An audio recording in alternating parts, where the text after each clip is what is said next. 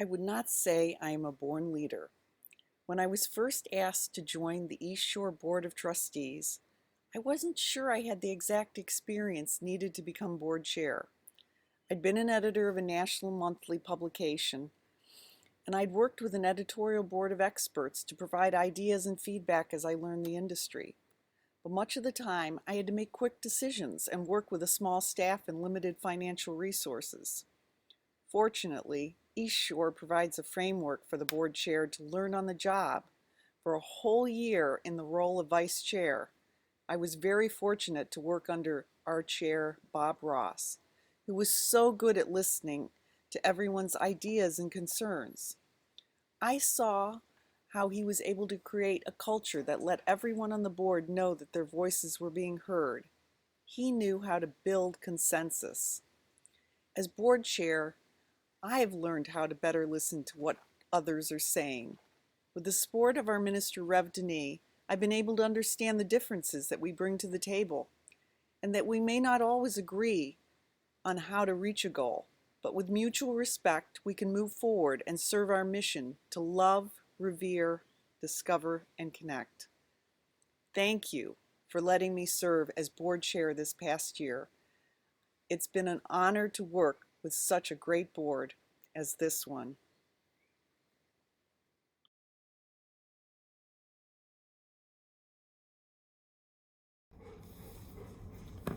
Hi everyone, I'm Mary Mason. Rev. Denis has asked me to speak a little bit on my ideas and my background of leadership and somehow tie it into gardens and flowers. So here goes. Many years ago, I was introduced to the idea of a life garden where I was to take the time to figure out what are the weeds and what are the important flowers in my life, and then to nurture one group and weed out the other. This idea resonated with me because I was a lifelong vegetable gardener.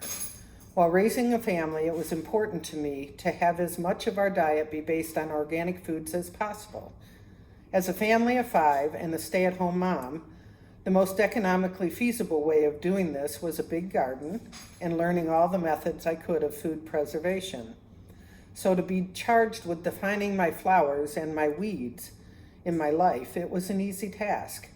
Flowers in my life garden are as follows: family, spirituality, sobriety, cooking, sewing, protecting the environment, and helping others.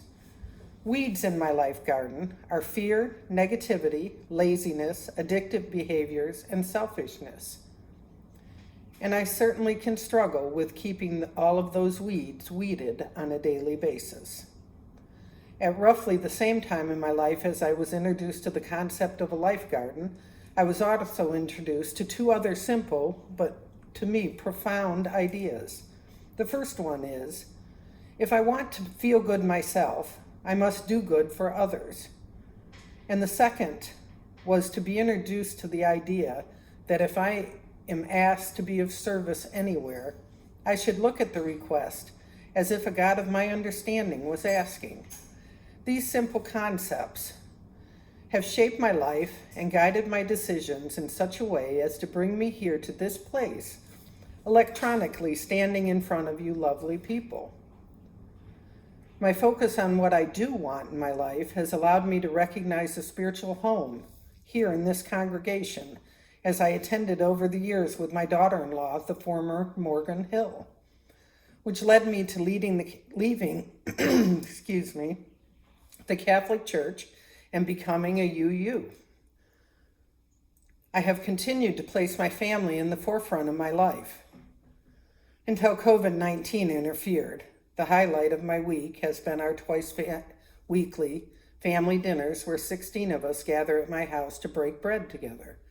I look forward to resuming those dinners in the near future. These principles have led to me sitting on various volunteer boards, including the Lake County Adams Board, where I served as board chair for 2 consecutive years in a period of time when we conducted a search for a new executive director and revamped our entire system of care due to the loss of much of our public funding. Environmentally, I continue to try and lead a life where I do limited harm. I am gradually transforming my property into an urban oasis for all types of insects, birds, and animals. maintaining woods, adding plants that attract pollinators, and keeping it pesticide-free, also adding a couple beehives.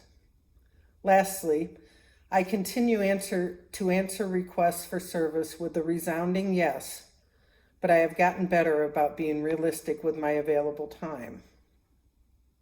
I am careful to leave room in my life garden for my own needs to be met. I need regular times of spiritual reflection and meditation. I need times for my hobbies and relaxation. I look forward to getting to know all of you better over the coming years. I treasure how welcoming and friendly this church community has been to me personally. The joy of my life comes from my relationships, with my family, with my God, with other people, with my animals. Relationships are where I want to practice shining.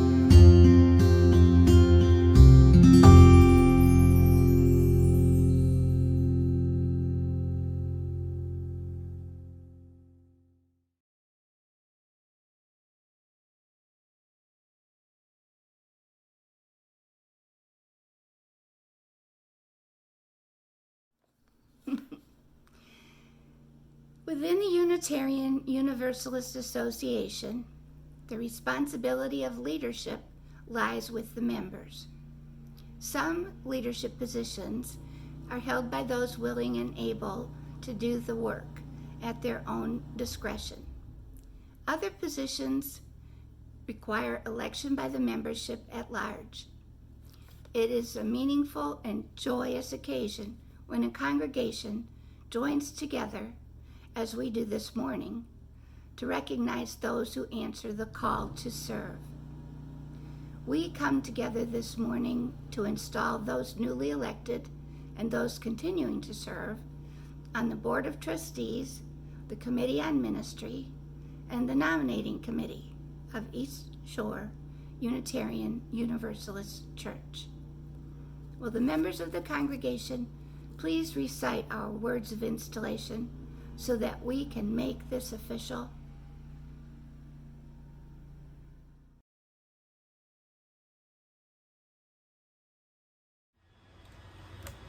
We, the members of East Shore Unitarian Universalist Church, hereby install you. The fellow members we have elected to leadership. We would have you bring to your positions your wisdom, your love of reason, and your commitment to love, revere, discover, and connect as a congregation.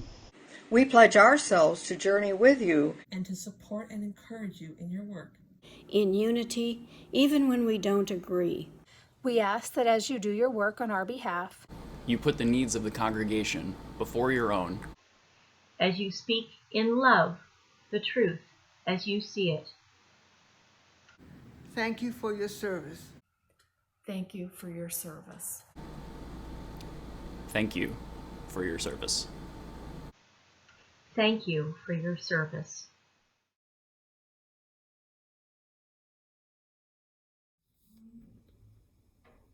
It is with joy and appreciation that I now accept the responsibilities of the leadership to which you have elected me. I will keep alive the meanings of this service so that my work will be enriched by the spirit of the trust you have placed in me. It is with understanding and faith that I pledge myself to journey with you. And as I do my work on your behalf, to put the needs of the congregation before my own. And to speak the truth as I see it.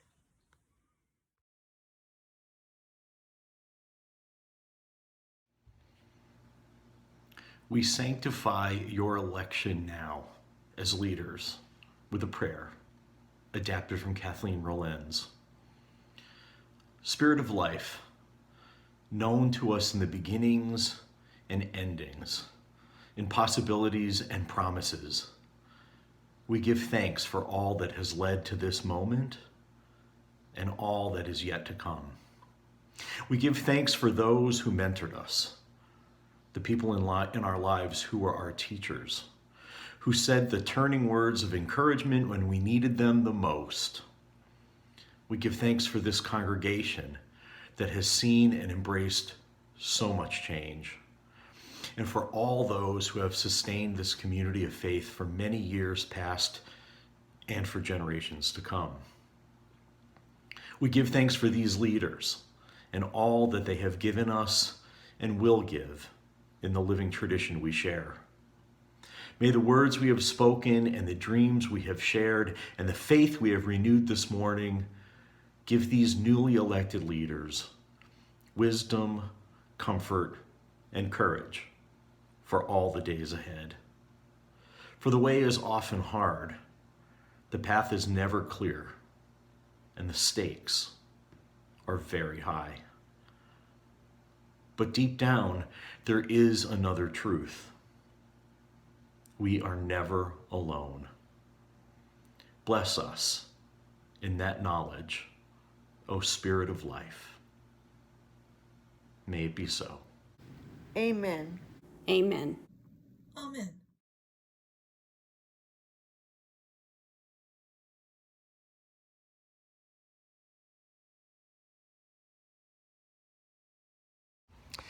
In his book, Serving with Grace, Reverend Eric Walker Wickstrom writes, "Common wisdom holds that people come to church for a sense of belonging, and that getting involved with a committee or task force is a great way to meet people and feel more connected.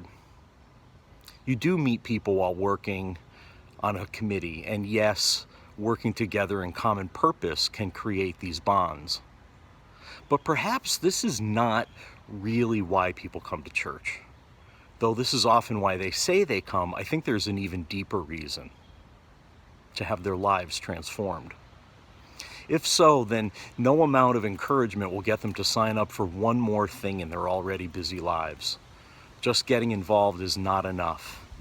It doesn't speak to their deepest need, a transformed life. The thing is that all of our lives have been transformed in the last few months, perhaps forever, by this global pandemic that has forced us all to rethink our relationships. It's become a cliche to say that we all have to reevaluate what is truly important in our lives and give more space for the things that sustain us physically, emotionally, and spiritually. Mary is right. A few weeks ago, I did ask her to share a reflection using gardening as a metaphor for leadership. Not just because this happens to also be our Flower Communion Sunday, but because it's an apt metaphor that speaks to nurturing communities of interdependence and making space for all the members of the community, the garden, to flourish. And I wish that today I could issue a charge to all of our elected lay leaders, new and returning, that just uses a simple metaphor of gardening. But things are constantly changing, as the world has since Memorial Day, as George Floyd was killed when a police officer kneeled on his neck for nearly 9 minutes until he took his last breath.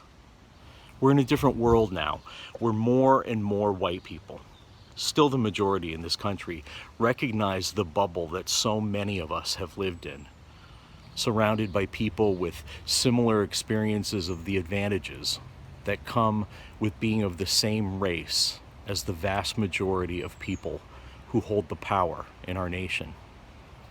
We're waking up to the reality that for anything to truly change, we must speak truth to power. Norbert Chapek knew a little bit about what it meant to speak truth to power. He was a Unitarian minister born in 1870. He was born a Baptist but was ordained a Unitarian and left the United States in 1921 with his family to share the faith with the people of the newly independent Czechoslovakia. In a mere 20 years there, he grew his church in Prague from the ground up to include more than 3,000 members. And one of the most beloved things he did during his tenure was to create the Flower Communion in celebration of beauty, human uniqueness, diversity, and community.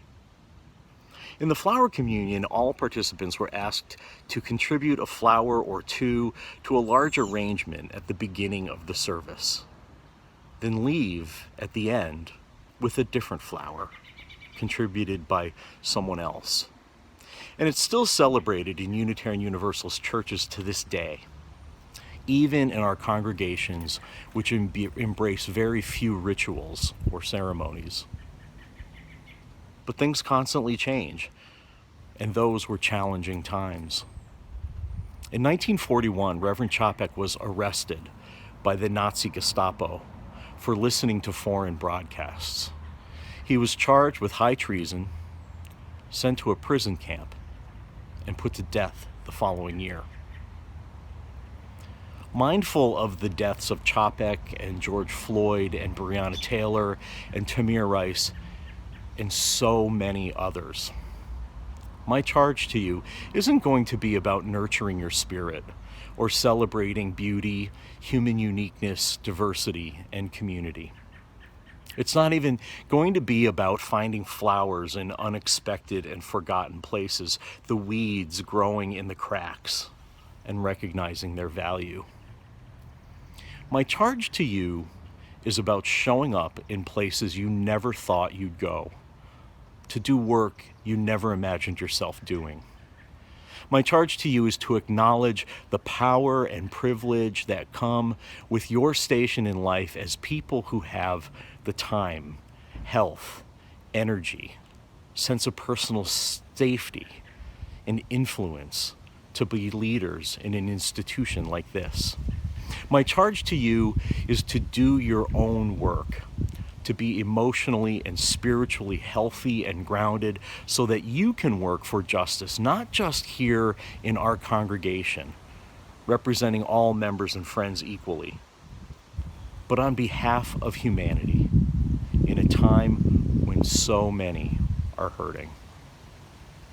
Things are constantly changing, and now as more of us realize the inequities baked into the fiber of the bread of life we eat every day in the form of media, policing, legislation, and ordinary human interactions, we are no longer blissfully ignorant.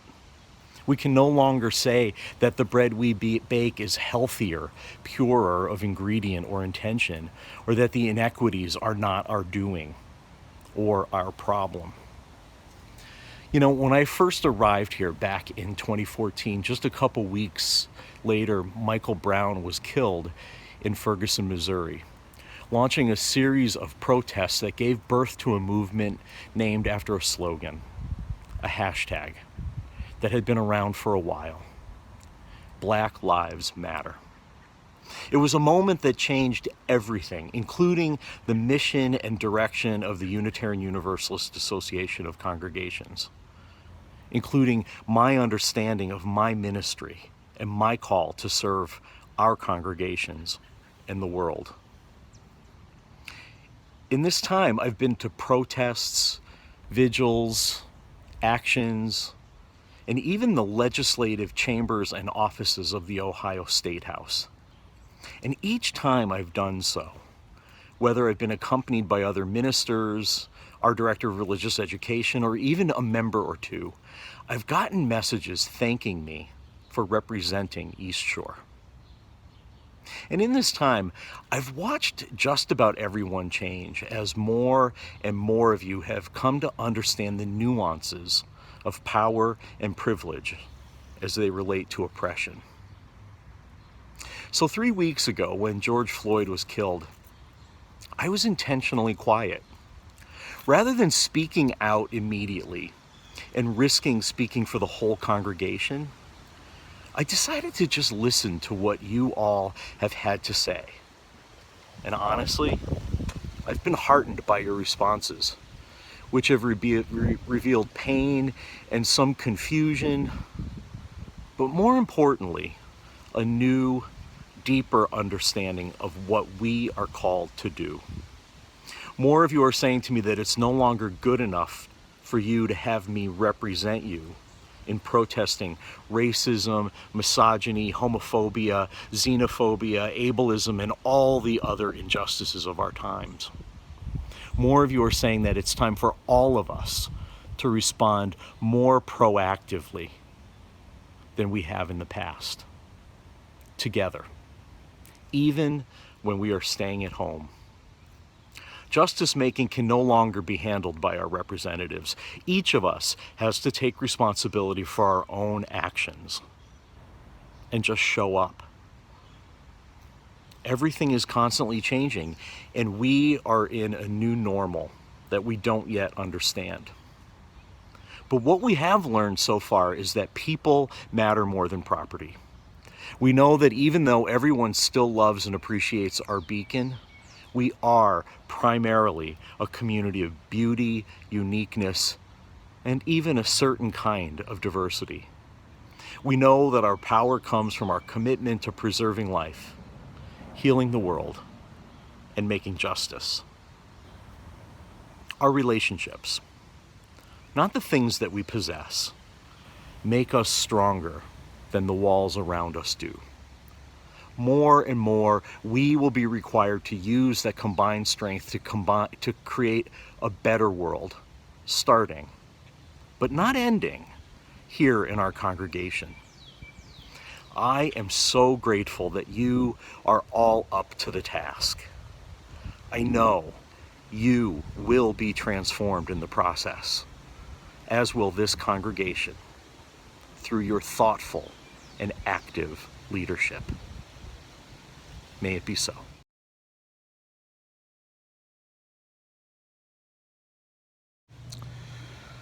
You know, the IRS called me this week about one of you. The surly government employee asked me if this person gives $10,000 a year to our congregation in the form of a pledge. I thought a minute and said, they will. You know that's a joke, right? One of the oldest church jokes in the book. You also know that it doesn't work that way. The IRS doesn't call to confirm information like that. And no UU in the history of our association has ever been guilted into giving anything. We don't do guilt. We don't respond to guilt.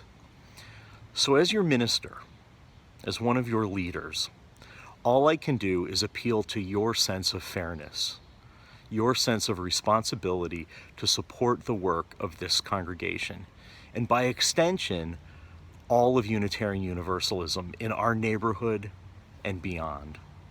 Please, take a moment to send a check to the church office. with the assurance that your Board of Trustees and all of your elected leaders are committed to being good stewards of those resources. Thank you.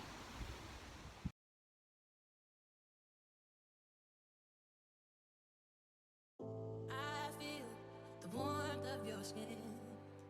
I feel the touch of your hand. Love you with all of my heart. Makes me tremble within. Love the smell of your hair. I'm here in my bed. Without your love, I am out of place. And without you, I am just a trace. I wanna be with you always. 'Cause that is what my heart says. I wanna be with you always.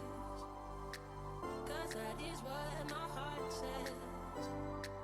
I wanna be with you always, always. 'Cause that is what my heart says. Sparkle in your, I wanna be with you always, always. 'Cause that is what my heart says. I'm in a better place. I know I'm in a better, I know I'm in a better, I know I'm in a better place. I'm in a better, I know I'm in a better, I know I'm in a better, I know I'm in a better place. I'm in a better place. I know I'm in a better, I know I'm in a better, I know I'm in a better place. I'm in a better, I know I'm in a better, I know I'm in a better, I know I'm in a better place. I'm in a better place. I feel the warmth of your skin. I feel the touch of your hand. Love you with all of my heart. Makes me tremble within. Love the smell of your hair. I'm here in my bed. Without your love, I am out of place. And without you, I am just a trace. I wanna be with you always. 'Cause that is what my heart says. I wanna be with you always. 'Cause that is what my heart says. I wanna be with you always, always. 'Cause that is what my heart says. Sparkle in your, I wanna be with you always, always. 'Cause that is what my heart says. I'm in a better place. I know I'm in a better, I know I'm in a better, I know I'm in a better place. I'm in a better, I know I'm in a better, I know I'm in a better, I know I'm in a better place. I'm in a better, I know I'm in a better, I know I'm in a better, I know I'm in a better place. I'm in a better, I know I'm in a better, I know I'm in a better, I know I'm in a better place. I'm in a better place. I wanna be with you always, always. 'Cause that is what my heart says. Sparkle in your, I wanna be with you always, always. 'Cause that is what my heart says. I'm in a better place.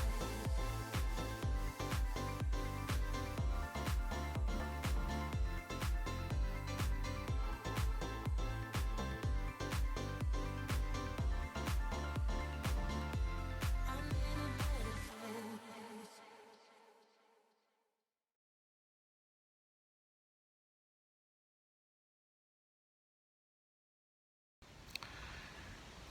I'd like to end with a benediction, a speaking of good words from Thich Nhat Hanh called Deep Peace to You. In a time of anger or despair, even if we feel overwhelmed, our love is still there. Our capacity to communicate, to forgive, to be compassionate is still there. You have to believe this. We are more than our anger. We are more than our suffering. We must recognize that we do have within us the capacity to love, to understand, to be compassionate. always.